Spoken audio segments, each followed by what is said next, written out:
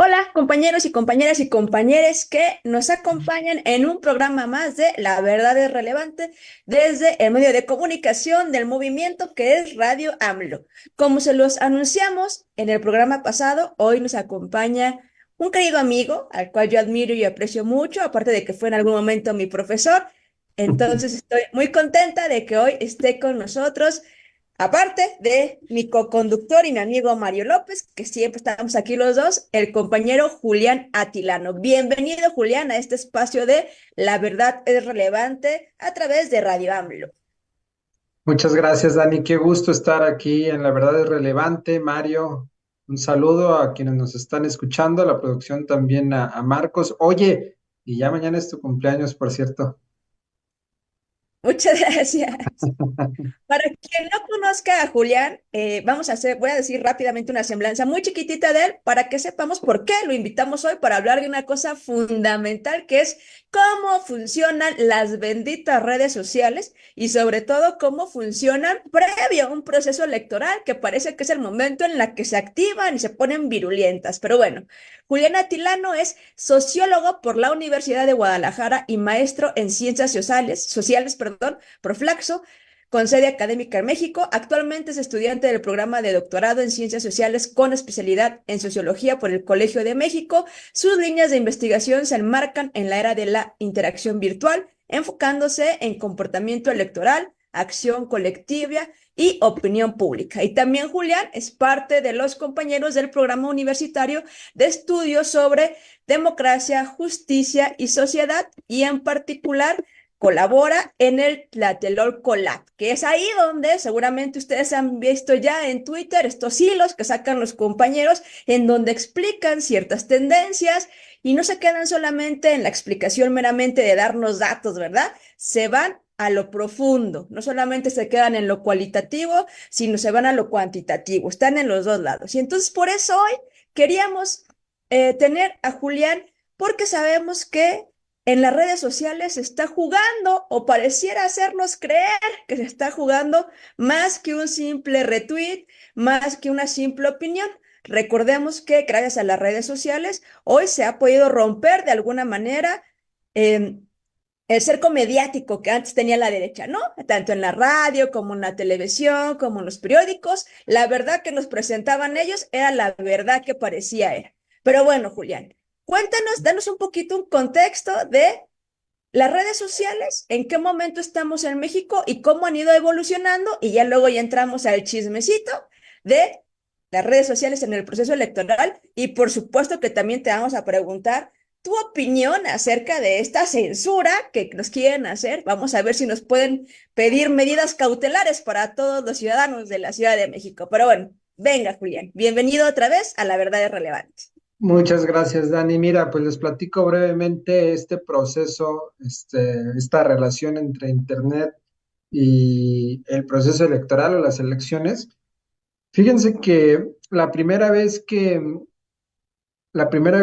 una candidatura o una campaña empieza a usar Internet en México es en 1997.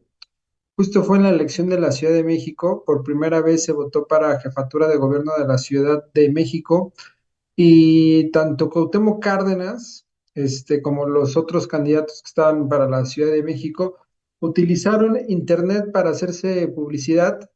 Eran las páginas web. En la literatura, una parte de la literatura, momento sociotécnico le llaman la web 1.0, y básicamente en ese momento, pues eran las páginas, era una comunicación unidireccional. eh, Se usaba desde el enfoque de las campañas políticas para hacer difusión. Después en el 2000 igual está el tema de los amigos de Fox, no sé si se acuerdan de ese momento. Hicieron una página también. Entonces ya vimos que a partir del 2000 los simpatizantes, los grupos de simpatizantes empezaron también a usar Internet.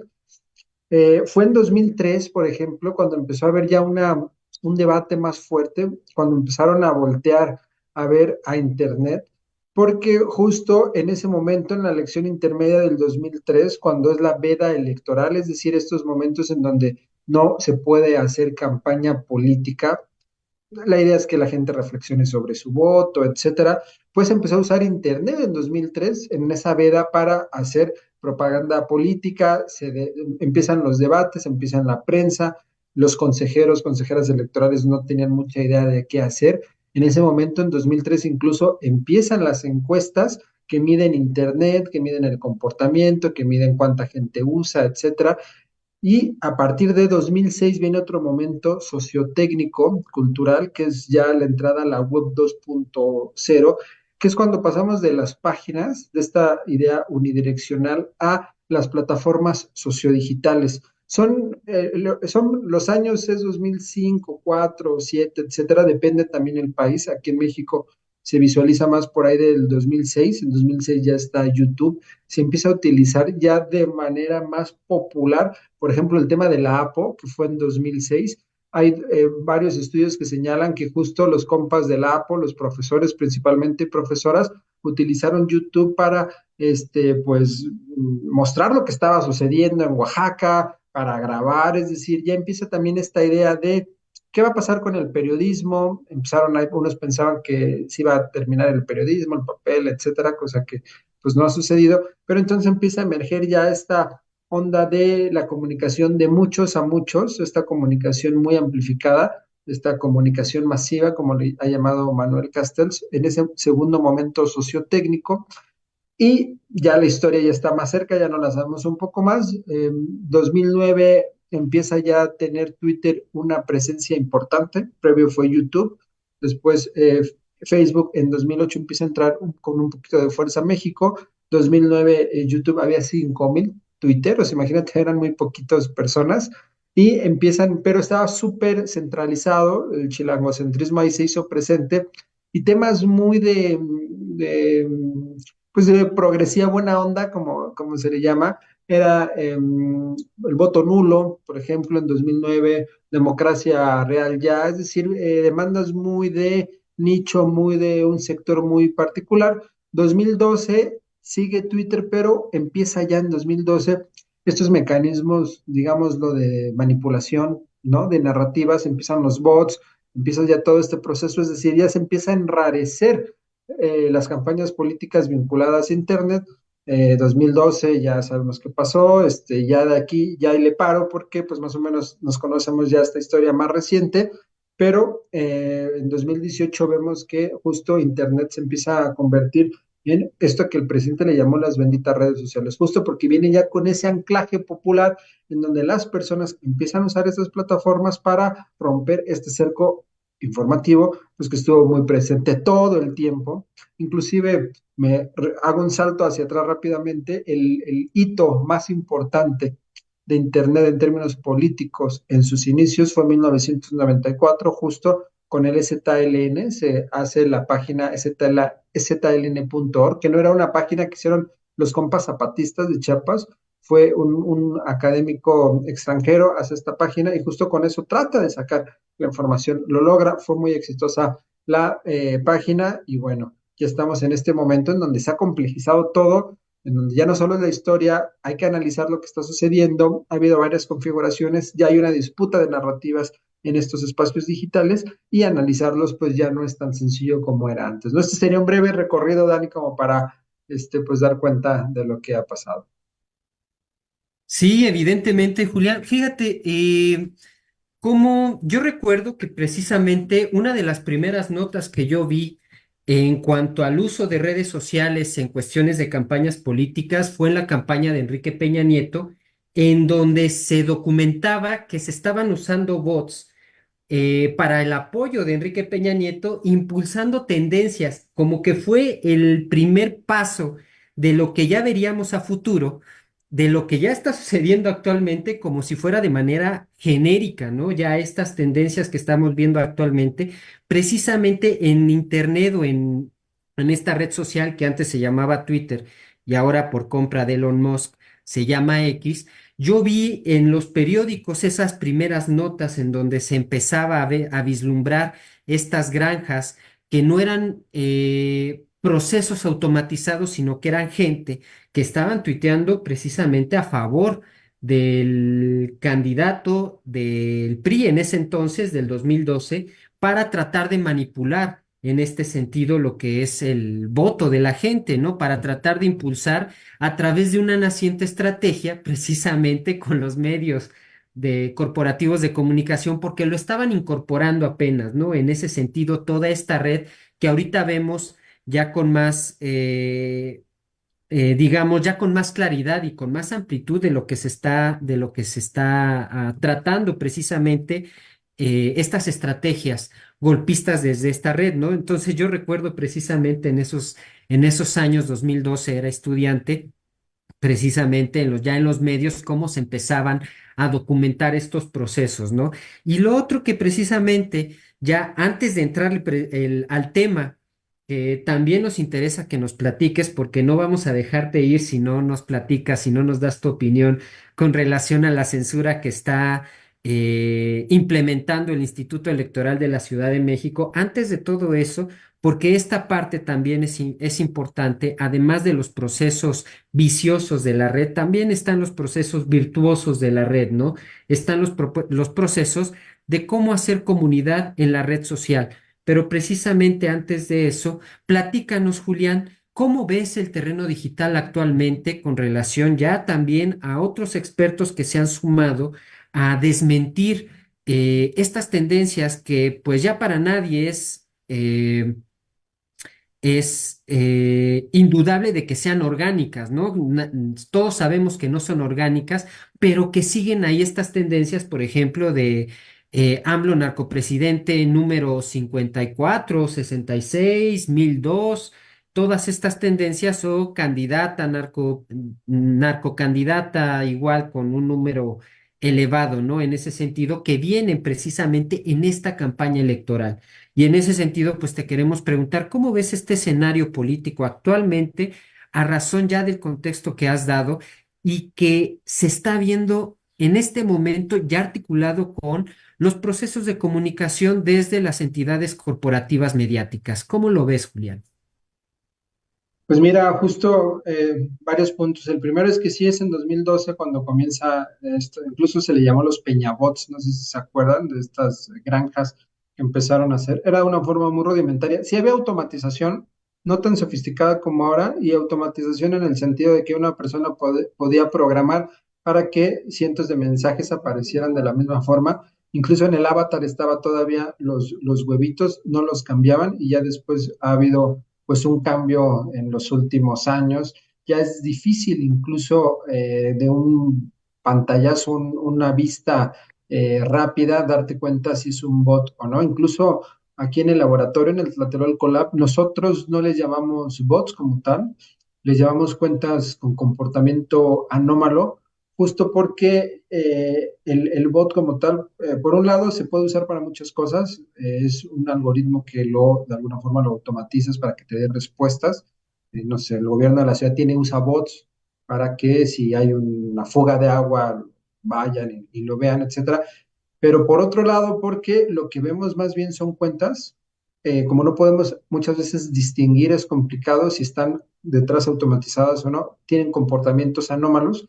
¿Qué vemos ahora como uno de los fenómenos? Le llamamos a este comportamiento ráfagas de retweets y son esas cuentas que lo que buscan es amplificar la conversación.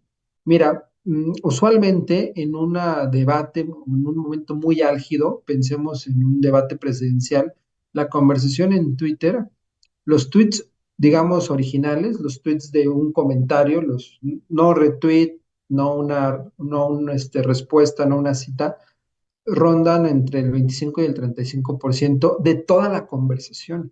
Es decir, el 75% de publicaciones que hay en Twitter en torno a un debate es amplificada.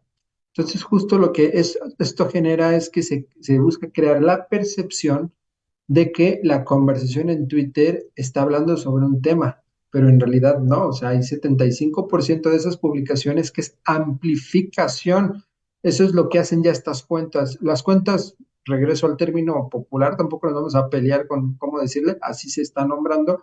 Las cuentas bots lo que usualmente hacen es amplificar la conversación, no es lo que hemos estado observando.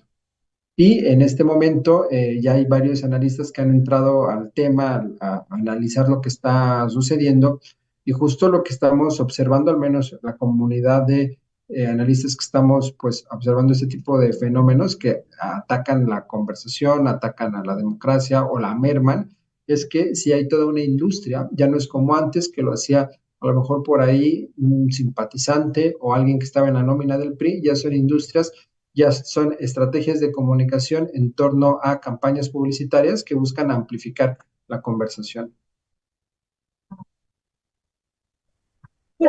Permíteme. Ya, perdón. Tú hablas eh, yo quiero irme un paso atrás, porque luego creo que pecamos de pensar que todos los compañeros saben de qué estamos hablando y hay que recordar que Twitter en particular es la red social que menos ocupan los mexicanos, ¿no? Así. Ayer precisamente apenas sacamos nosotros una información que compartimos con algunos compañeros, en donde nos dábamos cuenta que Twitter tiene apenas 17 millones de usuarios en este país.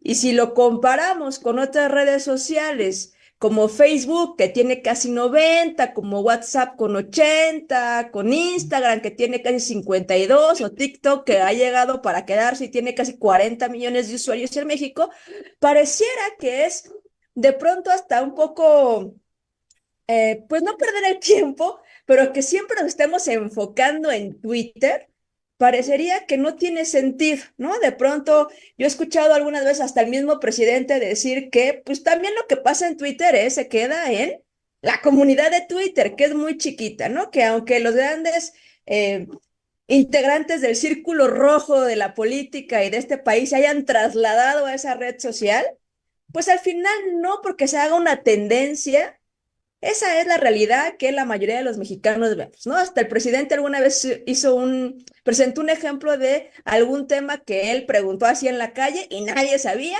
y había sido tendencia durante muchos días en el Twitter, ¿no? Para también quitarnos esto de que Twitter es la realidad de este país. Pero a mí sí me gustaría que antes de empezar a hablar de cómo funciona o qué es lo que podemos sacar de provecho, ¿no? Desde la militancia, desde el movimiento de izquierda, para también adueñarnos de esa red social, simplemente no para imponer nuestra narrativa, sino para que lo que estamos viviendo, 8 de cada 10 mexicanos, lo compartan y lo conozcan más personas, porque pareciera que esos dos que no comparten, que estamos viviendo un gran momento en México, son los que tienen copada la red social. Parece que lo que ellos dicen, lo que ellos piensan, es la realidad que nos quieren inventar. Entonces, Julián, te decía que si podíamos regresar a este momento en donde yo les comentaba al principio que sí, benditas redes sociales, y tú pusiste el ejemplo, ¿no? Desde, bueno, hasta nos hiciste un histórico que yo no sabía, ¿no? Debo reconocer que yo no sabía que desde ese tiempo se ocupaba.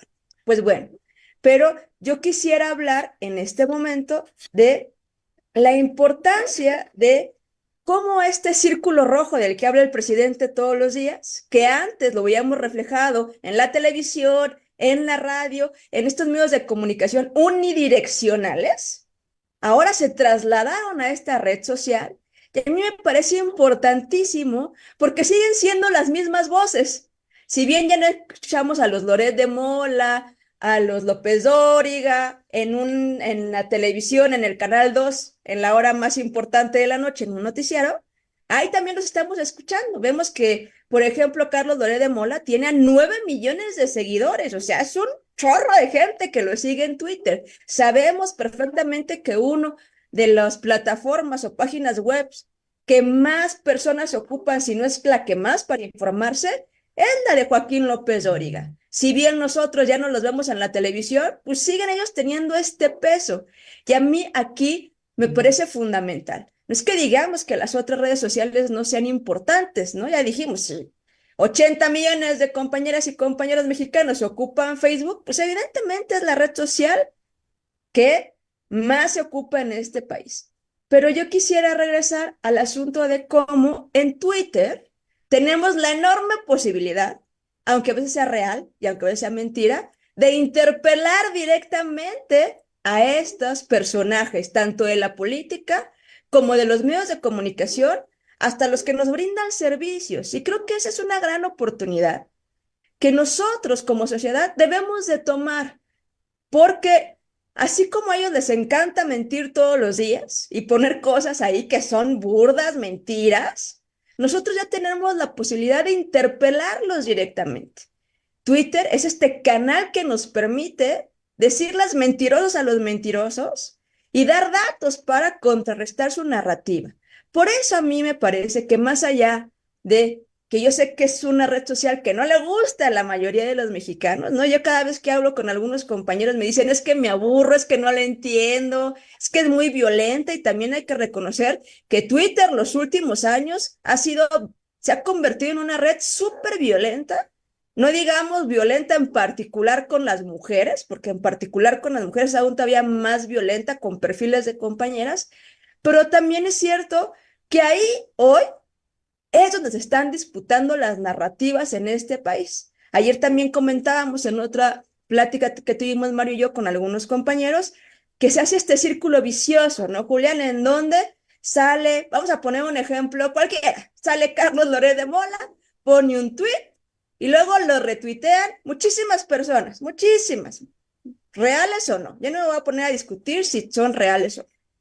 Y luego de que se hace viral alguno de los contenidos que él pone, lo vemos aparecer en Latinus, ya en la televisión, y dice de manera cínica, vean cómo la red del país está hablando de esto, cuando él fue quien colocó esta narrativa y luego nos la quiere vender como si fuera el tema del que todo el país está hablando.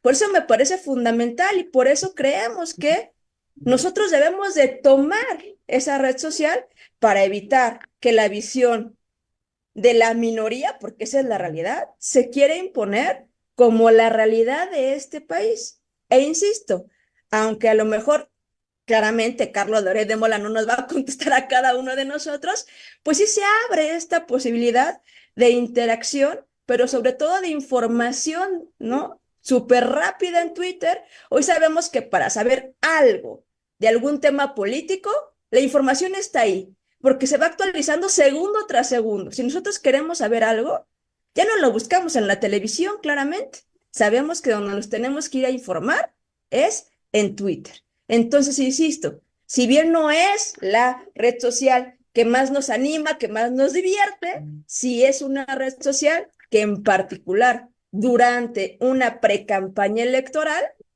tiene un enorme peso porque ahí es donde se empiezan a difundir estas narrativas que luego tramposamente ocupan los medios de comunicación tradicionales como la tele, como el radio, como el periódico, y empezamos otra vez en este círculo vicioso en donde solamente la voz de algunos nos las quieren presentar como la voz de las mayorías. Entonces, Julián, ¿tú qué piensas de esta parte? Y sobre todo ya que le vayamos entrando al tema, ahora sí, de el papel que en este momento tiene Twitter en la disputa de las elecciones que tenemos ya en un mes en México, que van a ser una de las elecciones más importantes en la historia de este país. Pues mira, tocaste muchos puntos muy importantes. Estoy de acuerdo con la forma en que lo has presentado, das en el clavo, porque mira, lo que vemos, dijiste 17 millones de usuarios en Twitter, pero activos son menos, es decir, son personas que tienen cuentas, pero hay gente que lo usa cada mes, abrió su cuenta y solo se mete para ver algo que alguien le compartió.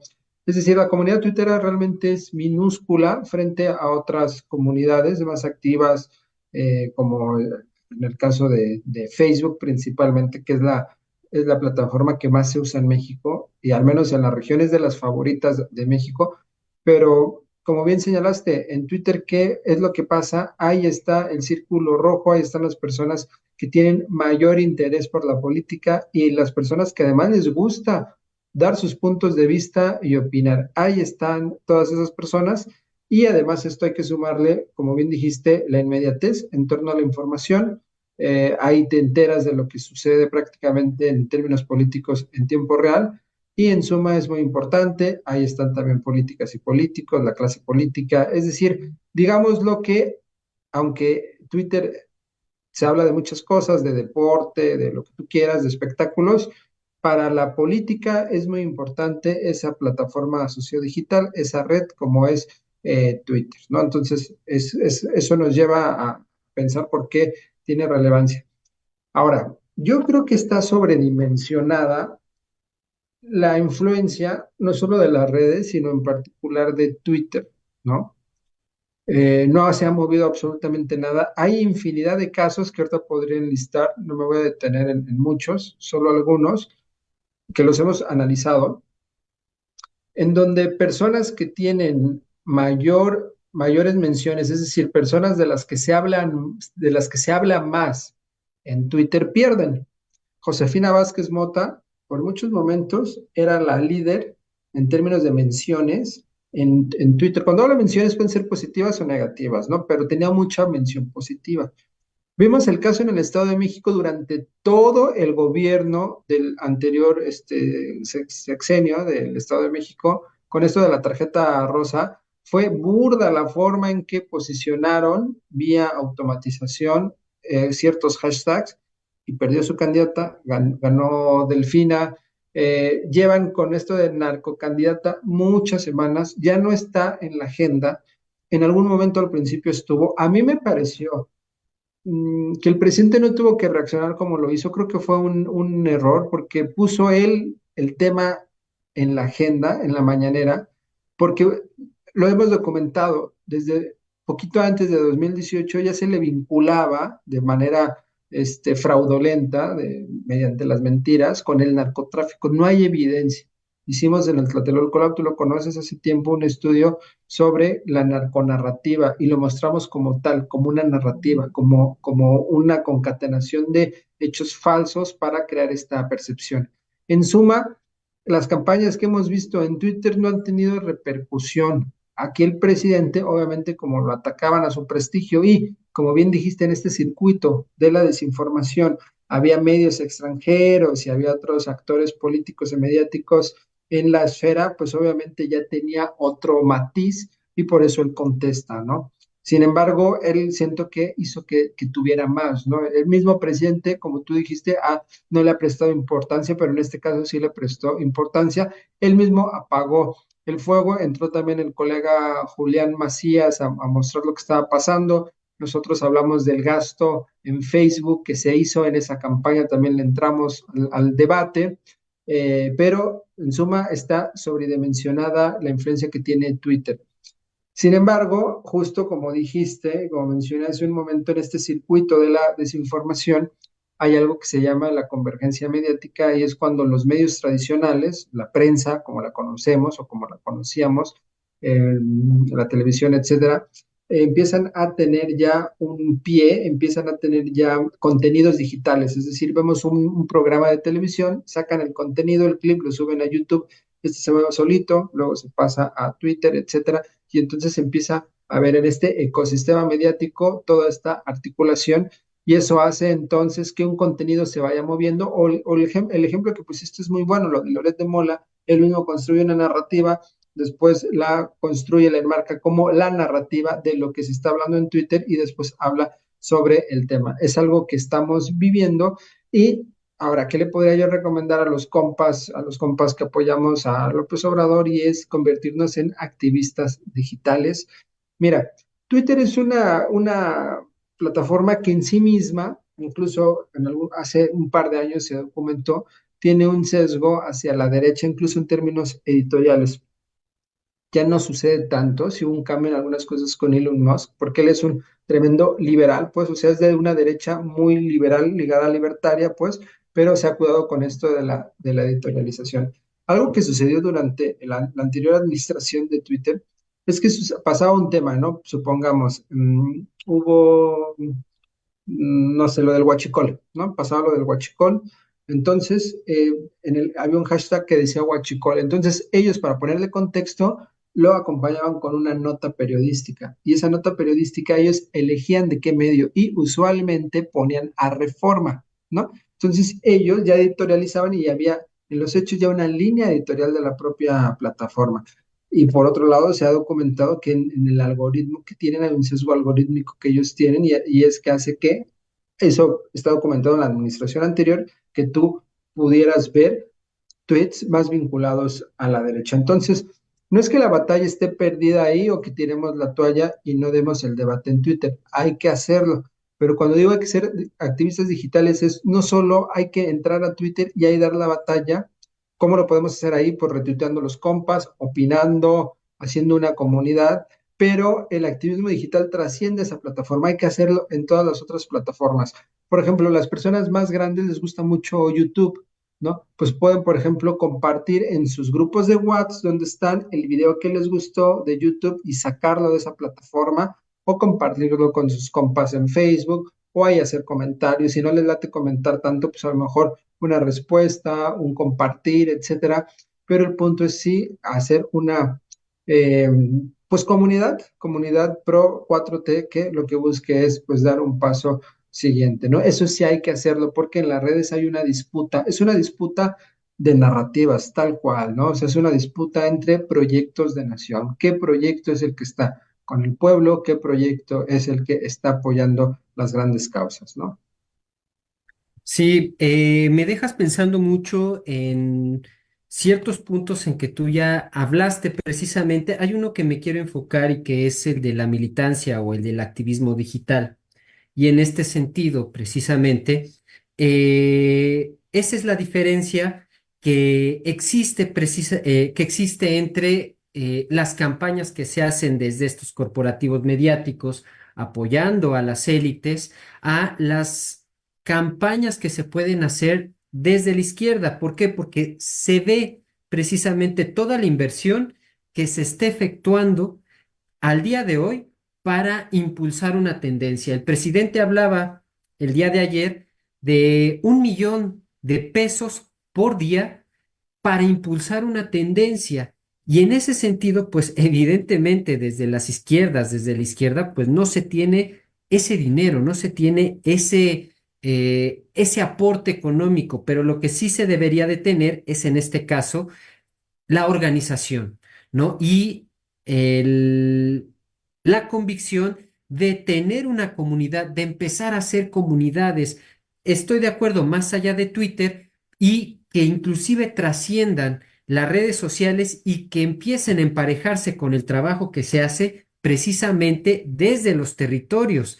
O sea, ¿cómo es que emparejas desde los territorios, desde el trabajo que se hace que hacen los compañeros y compañeras desde de las izquierdas en territorio, cómo lo emparejas también con las redes sociales y desmitificas el hecho de que cualquier tipo de organización es en redes sociales ya es una organización para hacer un bot. Y en ese sentido, Julián, ya para entrarle al tema y a la virtud de que tienen las redes sociales, a mí me gustaría preguntarte cómo ves esta parte que está sucediendo con relación al poder, bueno, al Instituto Electoral de la Ciudad de México y a los efectos que ha causado a razón de que pues acaban de prohibir principalmente ahorita a 3 personajes del partido de Morena, acaban de prohibir que se hable a Citlali Hernández, a César Cravioto y al diputado Arenas, me parece, acaban de prohibir que se hable y que se ligue al cártel inmobiliario con el candidato de la derecha. Y en ese sentido yo te preguntaría, ¿qué efectos has visto precisamente en esta red social con relación a este activismo digital, a impulsar precisamente tendencias orgánicas? ¿Y cómo has visto este activismo actualmente? Y evidentemente, ¿cuál es tu opinión del tema específico de esta parte de lo que está sucediendo con el Instituto Electoral de la Ciudad de México y con esta parte que pues es de todo sabido que existe, y no es una campaña, sino que existe lo que es el cártel inmobiliario, que existe el modus operandi de funcionarios públicos aprovechándose de su estatus de funcionarios públicos para poder hacer negocios con inmobiliarias, con constructoras y poder hacerse de bienes materiales y bienes monetarios. Y en ese sentido, ¿tú cómo ves este entramado, Julián? Es muy mal, la ley Mordaza se le ha denominado a esta, pues ni siquiera ya intentona, ¿no? Los hechos ha sucedido, lo anunció Clara Brugada en el debate del pasado domingo, que desde hace, pues, no sé, creo un par de semanas intentaron el PAN de la Ciudad de México, el PRIAN, su candidato Taboada y Doring también ahí estaba metido, pues hacer y ejecutar esto que ya hicieron. Mira, yo no sé, y lo comparto, lo comentó ayer también la amiga Violeta Vázquez, yo no sé cómo es posible que alguien asociado con personas que están en la cárcel, amigos, exfuncionarios, gente de su equipo, por el tema del cártel inmobiliario, que es la corrupción en torno a la infraestructura, las inmobiliarias, a los desarrollos, sea el candidato de una ciudad como es la Ciudad de México, que por años, y creo que se decía con mucho orgullo, era la ciudad progresista, la ciudad de la esperanza, la ciudad crítica, en donde difícilmente podía llegar alguien que pues no tuviera una calidad moral y ética intachable.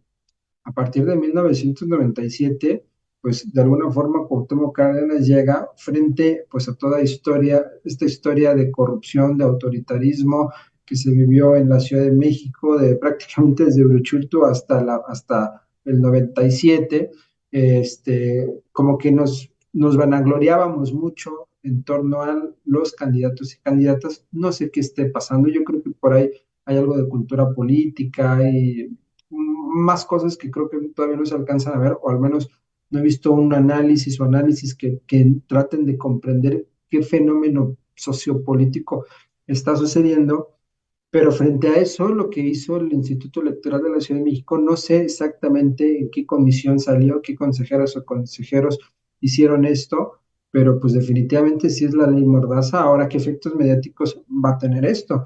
Pues en primer lugar que pues pues va a ser un efecto boomerang, no sé, hay que hablar del tema, ya salió por ahí un hashtag que lo vi en varios, el pan inmobiliario, no sé cómo le llaman, hay que compartirlo, hay muchas formas de pues darle la vuelta y señalar algo que no quieren que se señale, es decir, ellos mismos han mostrado su talón de Aquiles y es justo que están vinculados al tema de corrupción de forma estratégica pues, se tiene que explotar justo ahí otra vez.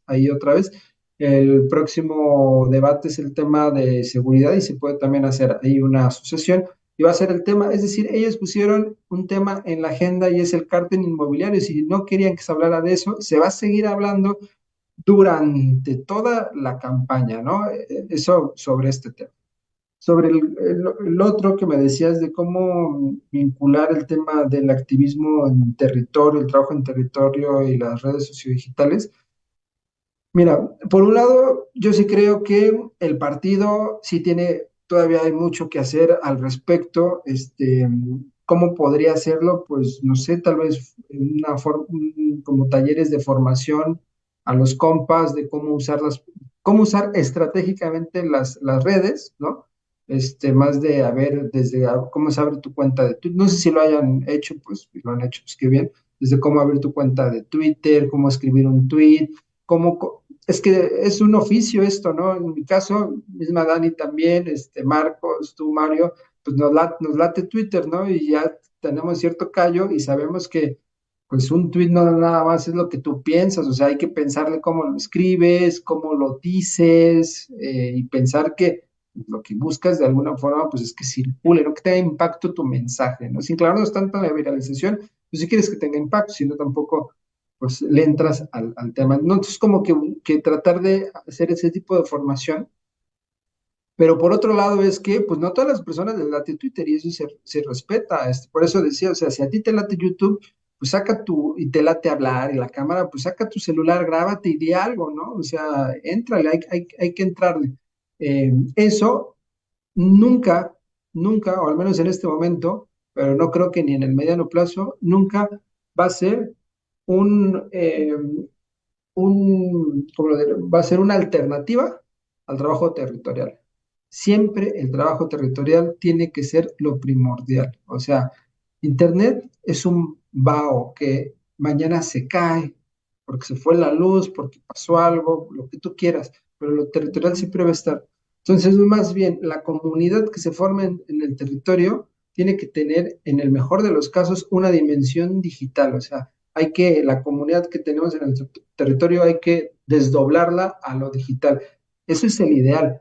Pero si no, pues se puede hacer de múltiples formas, comentar, incluso como herramienta simplemente, ¿no? Que se usen estas plataformas para organizarnos los chats, un grupo de 4T, no sé, local, para Azcapotzalco, etcétera. A ver, compas, el domingo es el debate, hay que verlo en la plaza pública, en mi casa, sí, cómo no, que sirva para comunicarnos, para organizarnos, ¿no? O sea, entonces lo podemos usar de múltiples formas, como herramienta para organizarnos, para compartir mensajes y también como herramienta estratégica para dar la disputa, ¿no? Y es una cuestión de cuadros, a ver, los cuadros usualmente que mejor hablan, pues los mandan a los debates. Los que mejor escriben, pues escribir textos en el periódico, pues los que sepan tuitear, hay que ponerlos a tuitear, ¿no? Por eso creo que ahí sí la parte del partido sí tiene como que hacer una construcción de cuadros desde un aspecto digital, ¿no? O sea, eso ayudaría mucho. Y si no, pues tampoco pasa nada, que se organice la banda en sus comunidades, en sus propias ciudades. Por ejemplo, podría existir un taller, sería muy bueno. Los youtubers, ¿no? Hay muy buenos youtubers en la 4T. A ver, pues enseña, ¿no? Da los tips, o sea, cada quien que lo afine, pues, pero a ver, mínimo estos 3 puntos tienen que estar en un video, ¿no? O sea, etcétera, cosas de esas que a la banda le motive, porque pues justo lo que ha permitido este proceso sociotécnico de Internet es que pues de alguna forma se democratiza. Como bien dijo Dani hace rato, no todas las voces pesan igual, hay una idea que ya no es tan fuerte, pero al menos al principio de Internet es que eran todas las voces iguales y lo que tú quieras, nunca ha sido así. Al principio estaban los que tenían capacidad de ingresos para una computadora, para Internet, etcétera, y ahora pues es las voces, o sea, sí hay también un proceso de brecha, incluso hay cierta desigualdad entre las propias voces, ¿no? O sea, pero bueno, tratemos de hacerlas más pequeñas esas brechas y que pues la banda, los compas se empiecen como a empoderar y apoderarse de estas herramientas. Fíjate, Julián, qué interesante esto que acabas de hablar. Digo, desde el instituto estamos en ese trabajo, ¿no? En particular, Muy bien, como siempre el movimiento nos rebasa, porque claramente no están así es. esperando que nosotros los digamos que se unan, ¿no? Ya hay muchos compañeros que ya lo hacen y lo único que estamos haciendo es el esfuerzo de algunas herramientas o puntualizar cómo podemos salir organizados, pero bueno, la gente ya lo hace y eso siempre está bien porque siempre debemos recordar, ¿no? Que lo importante de un partido político es las personas que lo integran. Que un partido político es una herramienta que ocupamos nosotros como un movimiento social para que nos sirva a los intereses de las mayorías. Pero tocaste temas fundamentales que yo quisiera hablar. Primero, este asunto de, también hay que ver que hay estas brechas tecnológicas, ¿no? Hasta el asunto de si yo traigo o no traigo dinero en mi celular para poder estar tuiteando o para poder meterme a las redes sociales. Por eso lo que mencionas de que al final nosotros desde acá le hablamos militancia digital, en donde lo único que hacemos es, de todos modos ya estoy trabajando por la construcción del segundo piso de la cuarta transformación, pues no me quitan, ¿no? Así como le dedico 10 minutos al TikTok, dedicarle 5 a meterme a Twitter para ver qué está pasando, para contradecir, para decir estar mintiendo, para decir qué es lo que yo veo en mi día a día. Pero a mí me gustaría también, Julián, que habláramos de una cosa que me parece importante y también para ir medio cerrando y podamos, antes de que te vayas, hablar un poquito de su trabajo en Tlatelolco Labs. ¿Cómo estas, cómo Twitter sí es el caldo en este momento de cultivo para las notas falsas? ¿Cómo es muy sencillo que en estos lugares, ¿no? O sea, todas las redes sociales, pero Twitter con más razón, para las notas falsas y para las campañas sucias? Estas que ya vimos, ¿no? Que me encanta este periodo electoral porque como diría el presidente, fuera máscaras, vemos a los ideólogos de la derecha con el mayor cinismo a decir, hay que hacer campaña sucia en serio.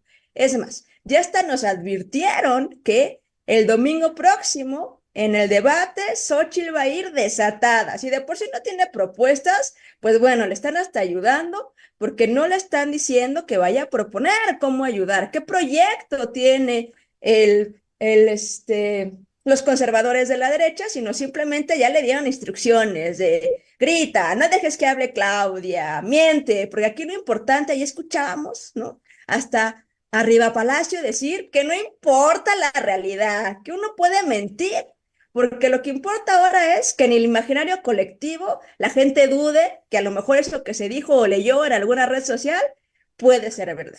Pero entonces a mí me gustaría, y aquí voy a pedir el apoyo de mi compañero Marco, que nos ayude proyectando también un pedacito de algunos de los casos que han hecho aquí en Tlatelolco Labs, para que también aprovechemos y la gente sepa que está esta herramienta, que es muy fácil porque aquí hay varios compañeros de diferentes disciplinas, hay sociólogos, psicólogos, matemáticos, analistas, que nos permiten que la mayoría de la información que nos comparten en el Tlatelolco Lab sea mucho más digerible, ¿no? No simplemente ya aventarnos un grafo y el que entendió, entendió, o una estadística, sino que hay todo un esfuerzo atrás de los compañeros del Tlatelolco Lab de explicar qué pasa en las redes sociales, y yo aquí me quedaría a que nos hablaras de uno en particular que te pareciera que ejemplifica, ¿no? Para que pudiéramos hablar de este tema, sobre todo a razón de que ya vimos que si bien las redes sociales nos permiten romper el cerco mediático, también tienen este lado oscurísimo en donde pueden ser ocupadas para campañas, para acosar a personas o para mentir, y esto tiene que ver con lo que ya vimos, que es una de las estrategias de la derecha, que son los procesos de lofer, cómo ocupan a las redes sociales para meter en el imaginario colectivo que cierta persona, cierto perfil o cierto político es malo, ¿no? Así como antes, ustedes recordarán, nos chutamos en la televisión el AMLO peligro para México, ahora ocupan exactamente estas mismas estrategias, pero en redes sociales, Julián. Pues mira, pues primero muchas gracias porque están compartiendo el trabajo que hacemos. Hacemos varias cosas, mira, en términos de coyuntura, eh, hacemos los hilos de Twitter, ahí tratamos de responder a la coyuntura. Tenemos otros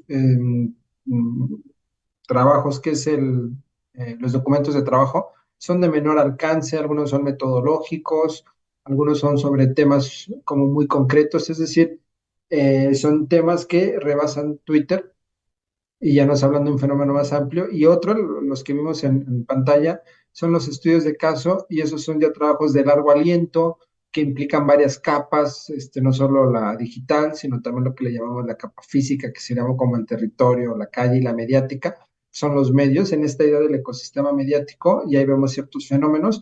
Hay varios casos importantes, me hiciste recordar varios de los que hay ahí. Pues mira, uno es la estigmatización de la protesta en contra de los compas de la Coordinadora Nacional de Trabajadores de la Educación que analizamos. Básicamente analizamos todo el sexenio de Peña Nieto, creo que es el caso 5, ahí está. Y lo que vimos justo fue ese circuito de criminalización. Los compas pues, salían a protestar porque fueron los que se opusieron a la reforma, entre comillas, educativa de Peña, ahí en 2013. Y entonces lo que vimos es que desde los medios, como brazo mediático del Estado, los medios corporativos, los medios privados, pues empezaron a estigmatizar a los compas de la CENTE, ¿no? Y entonces veíamos cómo se estigmatizaba a partir de discursos de líderes de opinión, discursos de conductores de los medios corporativos, llámese Loret de Mola, López Dóriga, etcétera. Cuando dije líderes de opinión, hablaba como de influencers o tweetstars, y también de imágenes o memes o etcétera, ¿no? Que se usaba para estigmatizar. Se construyeron varias narrativas y pues obviamente no los bajaban de flojos, de huevones, de gente que no quería trabajar. Ya, pues a la luz de la historia, pues vemos justo que fue un gran trabajo el que hicieron los compas de la coordinadora, porque fueron de las pocas organizaciones que se pudieron mantener y resistir ante el avasallamiento neoliberal del régimen de Peña Nieto, ¿no? Entonces nosotros documentamos ahí cómo se dio esta criminalización y cómo también las audiencias de estos medios, a partir de una nota que ellos veían, criminalizaban. Ese es un fenómeno particular de la época, ¿eh? La literatura sobre criminalización de la protesta es vieja y nos habla de esta brazo mediático del Estado, que son los medios, pero la idea ya de que las audiencias, y esas audiencias orgánicas o no orgánicas, la gente que está en Twitter ahí comentando las notas de estos medios corporativos, pues lo que hacían era pues revictimizar, ¿no? Entonces es un fenómeno muy, muy interesante lo que vimos. Hemos analizado también lo de la narconarrativa, como ya viste, los fenómenos, pues, de la manósfera, de los fenómenos machistas en contra de las mujeres en las plataformas sociodigitales, etcétera. Tenemos ahí varios estudios y justo, por un lado, lo que hacemos es pues, analizar estos fenómenos desde la academia, pero por otro lado también hacemos muchos cursos, o no como quisiéramos, pero sí hacemos varios cursos, hacemos varios públicos abiertos a toda la gente. Los hacemos usualmente en octubre, ahora va a ser en septiembre, y lo que queremos es reducir las brechas. Mira, dijiste tú una brecha muy importante que es la brecha tecnológica. Y es, por ejemplo, cuando tienes saldo o no tienes saldo, la gama de tu celular, si tienes uno muy pro que te permite hacer mil cosas o tienes uno que apenas se conecta a internet, ¿no? Eso también genera brechas. Y también está la brecha digital. Nosotros tratamos de reducir la brecha digital, que los conocimientos en torno a internet sean sencillos para la gente, porque justo incluso no queremos caer en esta visión academicista, centrista, en donde ahí están los gurús, están los que saben, nosotros somos, etcétera, ¿no? Ahí sacan grafos y eso, ¿no? Tratamos como de que se explique justo para que no les vendan humo, para que digan, ya sé, cuando sale un grafo así ya sé de qué se trata, ¿no? Entonces, pues tratamos de hacer eso y pues sí, o sea, sí es una onda de incidencia, o sea, el Tlatelolco Lab del PUETS es un proyecto de incidencia, ¿no? O sea, eso es lo que buscamos, incidir entre la gente, pues, ¿no? O sea, es parte de un proyecto con ACID y como tal, pues la idea es incidir, ¿no?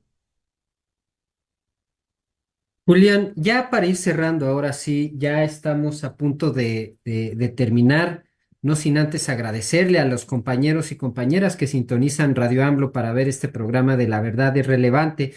Y precisamente en este sentido, ¿dónde podemos ver las convocatorias que ustedes sacan de Tlatelolco Lab para poder estar al pendiente en ese sentido y poder también compartir esas convocatorias? Porque es importante que nosotras y nosotros, quienes estamos precisamente en el terreno, digamos, digital, pues podamos también saber qué es lo que hace Tlatelolco Lab, cómo poder enterarnos de toda esta información que tienen ustedes, además de la página que ya presentó el compañero Marcos, que le agradecemos mucho su apoyo técnico. eh, ¿Dónde podemos ver estas convocatorias? Ahí en la página, ¿dónde podemos verlas, Julián? Mira, en la página poets.unam.mx, la voy a deletrear, es puedjs.unam.mx. En todas las redes ahí nos encuentran. Y por último, quisiera hacer, porque estoy hablando con dos cachuchas a la vez, un deslinde de responsabilidades. O sea, yo soy parte del laboratorio del Tlatelolco Lab, soy el coordinador, y lo que hacemos ahí buscamos incidir, buscamos trabajar, pero obviamente en el marco de la libertad de cátedra de la UNAM y a través de los propios procesos académicos de la UNAM. Y a título personal, pues yo soy obradorista, soy pro 4T, pues, ¿no? Y pues nada, ¿no? Nada más para porque hablé cosas del trabajo y hablé cosas a título personal, nada más para que quede un poquito claro y no después digan que el Tlatelolco Lab es obradorista o algo así, ¿no? No, Julián, no te preocupes, yo creo que quedó para toda la audiencia muy claro que la primera parte fue tu experiencia, ¿no? Y que en esta última parte de la entrevista te preguntamos en particular los Así. trabajos que hacen en Tlatelolco Labs. Oye, Julián, pues bueno, muchísimas gracias por haber estado el día de hoy con nosotros. Les recordamos a todos que este programa sale también en una retransmisión el día sábado a las 8 de la noche por el canal de YouTube del Instituto Nacional de Formación Política.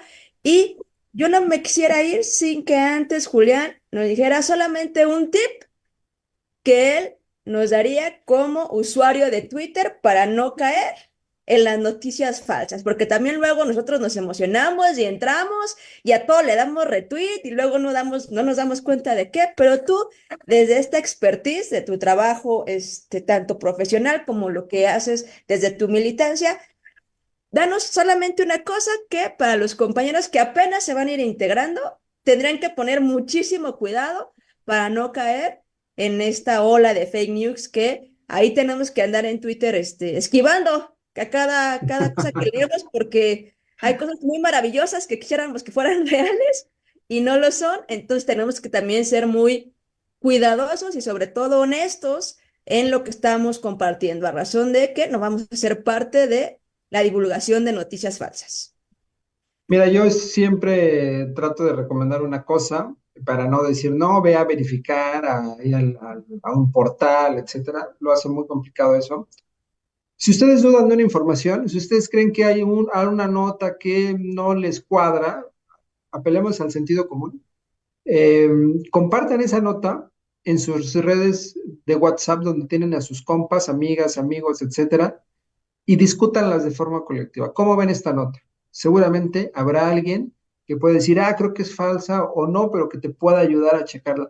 Hay que hacerlo de forma colectiva, no hay que hacerlo de manera individual porque podemos verificarla en un portal que también está difundiendo desinformación y entonces no se rompe el circuito de la desinformación.